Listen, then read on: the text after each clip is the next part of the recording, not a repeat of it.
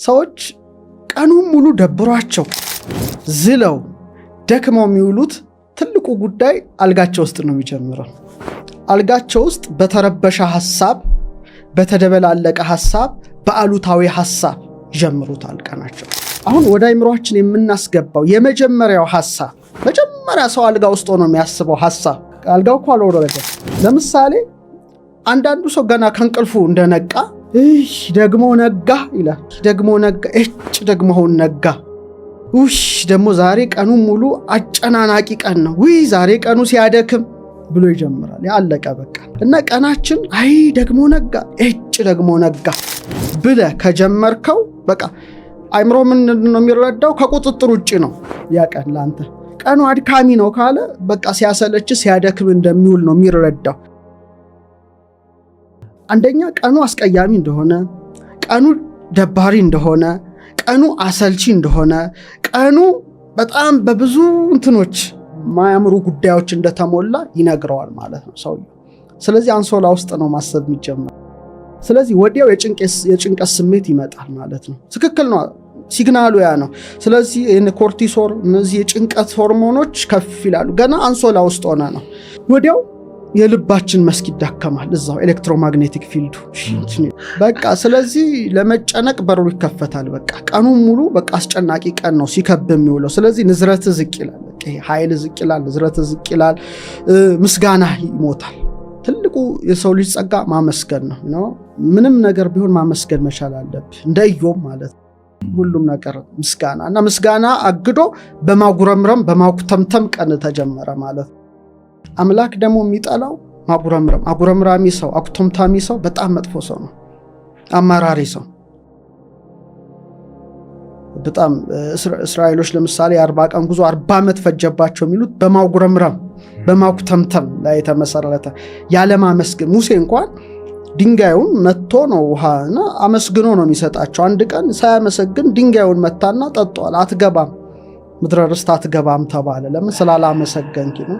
እና የሚያጉረመርም ሰው ቀን ሁሉ በጣም የጨፈገገ ከመለኮታዊ ጸጋ የተላቀቀ ይሆናል ማለት ነው። አንሶላ ውስጥ ነው የሚጀምረው ትልቁ። ስለዚህ ይህን መርሃ ግብር የሚመለከቱ ሰዎች አንሶላቸውስ ምን ማሰብ እንዳለ ቀናቸውን ለማሳመር በቅዱስ ሐሳቦች መጀመር ገና አንሶላ ውስጥ እያለ ይሄ እኔም ማደርገው ነው፣ አብዛኛውን ጊዜ ማደርገው ነው። አንደኛ ጠዋት ከእንቅልፍ ስነሳ 2 ሐሳቦች አሉኝ። አንድ ገና ብልጭ የሚል ሐሳብ፣ ሁለተኛ ደግሞ ቁርጥ ሐልዮ የሚባለው የምትወስነው ሐሳብና በቃ ልክ አይንህን ገለጥክ አይደል? ስትገልጥ አይናቸው እንደተጨፈነ የሞቱ ሰዎች በዛን ቀን ሚሊየንስ ይኖራሉ። እና አይንህን ገልጠሃል። ስለዚህ የመጀመሪያውን ትንፋሽ ተንፍሰሃል። ስለዚህ ስለ ትንፋስ ማመስገን አለብህ። ስለ አይን መገለጥ አንሶላ ውስጥ ሆነ ስትጀምረው ማለት ነው። ቀን ጨፍነህ ልታደርገው ትችላለህ፣ ላትገልጠው ትችላለህ፣ ግን ገለጥክ በቃ። ያቺ የመጀመሪያዋ መገለጥ የምትልበት ሳትሆን አምላክን የምታመሰግንባት የአይን መገለጥ መሆን አለባት። እና ይህ ቀን አዲስ ስጦታ ነው፣ ለአንተ የተሰጠ አዲስ ስጦታ ነው። ስለዚህ አዲስ ቀን ስለሆነ በአዲስ ጅማሮ፣ ስለዚህ ማመስገን ነው። ስለዚህ ሰው ሲነቃ ነው የምለው ስልኩን ባይነካ፣ በኋላ ላይ ስለ ስልክ እናየዋለን። ሰዓቱን እንኳን ባያይ በጣም መቻኮል ይመጣል፣ ውዝግብግብ ነው የሚወጣው። በቃ ሰዓት ረፈዱ በቃ ይሆናል አይደለ? ስለዚህ በዛ ባትጀምር ቀን አይረበሽም። ሁለተኛ የትላንቱን ነገር አለማመላለስ። ስለ ትላንት ችግር ዛሬ ሌላ አዲስ ቀን ነው። ትላንት አልፏል። እኛ ነው ዛሬ ነን። ስለ ትላንቱ አይመለከተንም። አልፏል፣ በቃ አልፏል። ስለዚህ በአዲስ መንፈስ መጀመር ቀሰይ ነጋ ብለህ የምትጀምረው መሆን አለበት። ለምን ነጋ? ነጋ ብለህ ከጀመርከው ኤነርጂ ይሄ ሽሪንክ ነው ጥፍ የሚለው። ሁለተኛው ሳታውቅ ሳትገነዘብ ፈጥነ ካልጋ መነሳት። ይሄ በጣም አደገኛው ነው ጉዳይ ነው። ብዙዎች በቃ ብድግ ነው የሚሉት ካልጋቸው። በጣም ይሄ መሆን የሌለበት ነው። ለምን መሰለህ? በህልም ዓለም ውስጥ ነበርክ። ስጋ ተኝቶ ያንኮራፋል። ነፍስ ህልም በማለም ራእይ በማየት እንትን ውስጥ ናት፣ ረልም ውስጥ ናት። እዛ ውስጥ ናትና ለመቀበል ክፍት ናት ብዙ ነገሮችን፣ ሰማያዊ ነገሮችን ማለት ነውና ስጋ ሲያርፍ ነፍስ ግን በህልሞች በራእዮች ውስጥ ነበረችና ልክ ከእንቅልፍ ስንነቃ ያ ጉዳይ ለተወሰነ ጊዜ አብሮን አለ። ብንግ እንዳልክ ወደ እንትን አትመለስም። ያ ጉዳይ አለና መንፈሳዊ አነሳስ መነሳት መንፈሳዊ አነሳስን እንደው የተጠዳደፈ ያልሆነ ያልተቻኮለ አነሳስ ካልጋችን መነሳስ ከጀመርን በጣም ጥሩ ነው። ምክንያቱም ልክ እንደ ፀሐይ እኮ ባንዴ አትወጣም ማለት እንትኗን ብርሃኗን ታሳያለች ግሎ ያረገች ነው የምትወጣው። ቶሎ ካልጋ ተጣድፈ ከተነሳ የነርቭ ስርዓት ይደነግጣል። በቃ ረፍት ላይ የነበረ እኮ ነው በድንገት የምታስነሳው። የተዛባ የነርቭ ስርዓት ይሆናል። እስትንፋስ የልብ ምት ይበላሻል። አንዳንዴ ትዝ ይላል ድንግጥ ብለህ የሆነ ስትነሳ ልብህ ይመታል አይደል? መልሼ ልተኛም ብትል አትችልም። በጣም ነው የምትቸገረው። ስለዚህ የልብ የስትንፋስ የምትሉ ተበላሽቶ ነው የምትነሳው። ሶስተኛ ሐሳብ ተከፋፍሎ መንፈሳዊ ስሜቱ ሁሉ ተዛብቶ እና ገና ሳትነሳ ውጥረት አስብስ ብድግ ማለት ውጥረት በጣም በጣም ደስ የማይል ውጥረት ይጀምራል። ስለዚህ ዝቅ ብለው የመነሳት ልምድን እንደው ቢጀምሩ አሁን አይናቸውን ገለጡ አንሶላ ውስጥ አመሰገኑ አይደል? የመጀመሪያው ፓተርንና እና አልጋቸው ውስጥ እያሉ ይኖች ልባቸው ቃላቸው እስትንፋሳቸው በማመስገን ቢጀምር ለምሳሌ አሁን ልብህ መታ አይደል? ደስ ይላል ልብህ። እኔ በጣም ልብህን መንካት ትልቅ ነገር ነው። ልብ ማለት የልዑል ቤት ማለት ነው በእኛ ትምህርት በለና በበ እግዚአብሔር ዙፋን ትልቅ ነገር ነውና ምንድነው ሰሎሞን ተኝቻለሁ ልቤ ግን ንቁ ናት ይላል። በጣም ይገርም ነው። እና መጀመሪያ በቃ ትንፋሽን የመጀመሪያ ትንፋሽን በፍቅር ብትነካው ልብህ ለሰውነት በነገርከው ቁጥር ነው የሚከፍል። ደካማ ነው ካልከ ደካማ ነው፣ ኃያል መሆኑን ኃይል ይሰጣል። አንድ ቀን እግራችንን ቴንኪው ብለን አናውቅ፣ አይናችንን አናውቅ፣ አፍንጫችንን አናውቅ፣ እጃችንን አናውቅ። የፈጠራቸውን ቀርቶ ራስ የሰጠህን አትልም። እና መጀመሪያ ልብህን በቃ ልክ እንደ ፀሐይ ማለት ነው ልብህ ይመታል አይደል? በነፍስ ልብ ሰጥቷል። ደስ ይልልህ ይገባል የመጀመሪያው። ከዛ በኋላ እስትንፋስ የህይወት እስትንፋስ ገብቷልና ስትል የመጀመሪያው እስትንፋስ ለአዲሷ ገጽ ህይወት ተጀመረ ማለት ነው። እስትንፋስን ትወስዳልና እዛ ሆነ ጌታ ሆይ ስላነቃኸኝ አመሰግንሃለሁ። ዳዊት የሚለው ነገር አለ።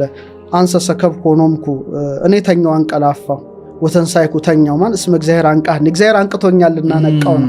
እሱ በያነቃ እዛው ሞተ ትቀራለህ። ልብህም አይመታም። የስንት ሰው ልቡ እዛው እንደታተመ ቃል ውስጥ እስትንፋስ ልቤ መጥቷል አለው ቃል አለኝ አለው እስትንፋስ አለኝ ሕያው ነኝ። ስለዚህ ለልቤ ለቃሌ ለእስትንፋሴ አምላክን ማመስገን ነው። ይሰማዋል። ያንተ ደስታ ውስጦች ይሰማቸዋልና ሶስተኛ ካልጋችን ወረድን። አሁን እንግዲህ ይሄ ሁሉ አልጋ ውስጥ ያለኩ ጉዳይ ነው። ካልጋ ስትወርድ ጨለማ ባይሆን ነው ዳርክ ከሆነ በቃዛው ቆይላል። አንሶላ ውስጥ አትውጣ። አንዳንዱ እኮ እንዳለ ወዲያው ገብቶ ይቆያል። በቃ እዛው ምንም ብርሃን ፍሰት የለም። ስለዚህ እዛው ቆይላል። አይምሮም ጭጋግ ይሆናል ነው ብለህ ይሆን ምንም አይነት ይሰማዋል። ተነሳሽነት ያጣል። በቃ ግን የሥነ ፍጥረት ታሪክ ሲጀምር እግዚአብሔር ብርሃን ይሁን አለ፣ ብርሃንም ሆነ። ትልቅ ነገር እኮ ነው። ብርሃን ይሁን አለ፣ ብርሃንም ሆነ። ስለዚህ ቶሎ ምንድነው ማድረግ ያለብን? መጋረጃም ካለ መክፈት ነው መጀመሪያ የምታረገው። አሁን ስልክ ውስጥ በጣም በጣም መጥፎ ነገር ነው ፓተርኑ። ልክ ነቃ አይደል መጋረጃን ትከፍታለህ። ፀሐይን ማየት ትንሽ ላይቷን ሳይበዛ ነፋስ እንዲገባ ማድረግ ኃይል ነው የምታስገባው። የተዘጋው ማለት ምን ሆነ ማለት ነው? ተከፈተ ማለት ነው። ከዛ አምስተኛውና ትልቁ ሰው እየተጎዳበት ያለው ስልኩ ነው። እኔም አንተም ሁላችንም ጨምሮ እጅግ በጣም እየገደለን ያለ ጉዳይ ነው። እንግዲህ የራሳችን ውሳኔ ነው ከዚህ በኋላ እና ስልክህን ማራቅ አለብህ ስትነቃ። አብዛኞቻችን እዛችሁ ስር ነው ያለችውና ቶሎ ብለህ ስልክህን ወዲያው አነሳ ማለት ወዲያውኑ የኤሌክትሮማግኔቲክ ጨረር ነው የሚገባው ማለት ነው። በዛ በተከፈተው ፖርታል ውስጥ በተከፈተችው ደጃፍ ገናና ለመቀበል ዝግጁ ነው። ህልም ዓለም ውስጥ ነው ምናምን ዓለም ውስጥ ትንሽ የተለየ ነው። የሌሊቱ መዋቅር ከቀኑ ይለያል። ምክንያቱም ህልም ሌላ ነው፣ ራእይ ሌላ ነው። ብዙ ትንሽ ረቀቅ ያሉ የነፍስ ጉዳዮች ናቸው። ስለዚህ ወዲያው ስታነሳ ይሄን ስልክን ኤሌክትሮማግኔቲክ ጨረር ገባ ማለት ነው። አሁን ምን አትወድም ብባል ስልክ ሰው ራሱ ባይደውልልኝ እመርጣለሁ። በጣም ነው የምጠላው። ሲደወልም ሳይ ኖቲፊኬሽኑ ሜሴጁ ምናምኑ በቃ የተረባበሸ ሁኔታ ውስጥ ነው። ገና ኮኔክት አዲስ ገጽ ነው የተሰጠ ከእግዚአብሔር የተሰጠ አዲስ ገጽ ነው። በማህበራዊ ሚዲያ የሚመጣው ያልተጣራ ዜና በቃ ይረብሻል። ምን አገባህ አንተ በሰው ህይወት የምትኖረው? የራስን ሳትኖር በሰው ህይወት ትጀምራለህ። ታሪክ በሰው ህይወት ጀመርክ፣ ህይወትን አከተመ። ያንተ ህይወት አይደለም። ቀኑ ሙሉ ስለዛ ሰው ስልታስብ ነው የምትኖረው። የሞትክ ማለት ነው እዛ ላይ በቃ አንተ ቀን አይደለም። ያ ገጽ የሌላ ሰው ገጽ ነው። በአንተ ደብተር ላይ ሌላ ሰው ነው የተጻፈ። ሁለተኛ ሞባይል የአእምሮ ሂደት ያዛባል። እንዴት መሰለ? በመንቃት ውስጥ የቴታና የአልፋ ሞገድ ነው ራእይ ተመስጦ። ምክንያቱም የአልፋ ዌቭ የቴታ እንደምናየው ሞር ከራእይ ጋር የተያያዘ ነው። ከምንድነው? ከግኝት ጋር መንፈሳዊ ግንዛቤ የያዘ ነው። ልክ እንቅልፍ ላይ ልክ ደግሞ የስልክ ስክሪን ገና እንዳየኸው የቤታ ሞገድ ነው። በቃ አለቀ። ፈጣን ሽግግር። አንተ እስቲ ኢማጂን ከአልፋ ወደ ቴታ በቴታና በአልፋ ሞገድ መካከል ውስጥ ሆነ በድንገት ብሬን ቤታ ውስጥ መግባት። ቤታ ደግሞ ትኩረት ቢከፋፍል ጭንቀት፣ ሩጭ አስበው እስቲ ከመረጋጋት ወደዛ ውስጥ ገባለህ። በቃ ስለዚህ እኔ ኢንስታግራም ከመክፈት ፌስቡክ ከመክፈት ቲክቶክ ከመክፈት ልባችንን ሶስተኛው ስልክ ከእግዚአብሔር ጋር አስቀድመን እንዳንገናኝ ያደርጋል። በጣም ትልቁና ክፉ ነገር ያ ነው። መጀመሪያ ማለት ግን ጌታ ሆይ ዛሬ ለኔ ፈቃድ ምንድነው ብላን አንጠይቅ ነው። በሰው ታሪክ ትጀምራለህ። በማን አክተር በማን ዜና በማያገባህ ሩቅ ዓለም ሄደህ ግን ለአንተ እግዚአብሔር ዛሬ ያዘጋጀው ምንድነው አልጠየቅከው። አንተ ዲጂታሉ ዓለም ነህ እንጂ መንፈሳዊ ዓለም ውስጥ የለም። እና አጎንብሰህ ትውላለህ። ቀና ማለት አትችልም። ቀና ሙሉ አሁን በቃ ድሮ ወደ ሰማይ ሰው የሚያይበት ጊዜ ነበር። አሁን ግን ጎንብሶ ቲክቶኩ ሜኑ ፈዞ አንዳንዱ እዛውም አልጋ ውስጥ ይቀልጣል። ተፈጥሯዊ የነርቭ ስርዓታችን ይዛባል። በቃ ጭንቀት ነው የመጀመሪያው እንትን ስልክ ጭንቀት ነው የሚመጣበት። የቸኩል ምናምን ፍጠን ብረር ሆነ አሁን ደግሞ ቲክቶኩን ተመልከተ ስለሆነ ምንም የምትይዘው ነገር የለም። አይምሮ ይዛባል። ከአንዱ ውጥረት ወደ ሌላ ውጥረት፣ ከአንዱ ውጥረት ወደ ሌላ ውጥረት፣ በቃ ተወጥረት ውላለህ። ይሄ በጣም በጣም እንደው ስልካችንን ማራቅ ብንችል ለራስ ጉዳይ ነው። ከዛ ስድስተኛው ከስልክ ምናምን ከተለየ በኋላ አልጋ ውስጥ አየን፣ ከአልጋ ወረድን፣ መጋረጃ ከፈት፣ ፀሐይ ፊታችን ታጥበን ጠዋታችንን በምስጋና መጀመር፣ አምላክን በማመስገን ቀንህን መጀመር።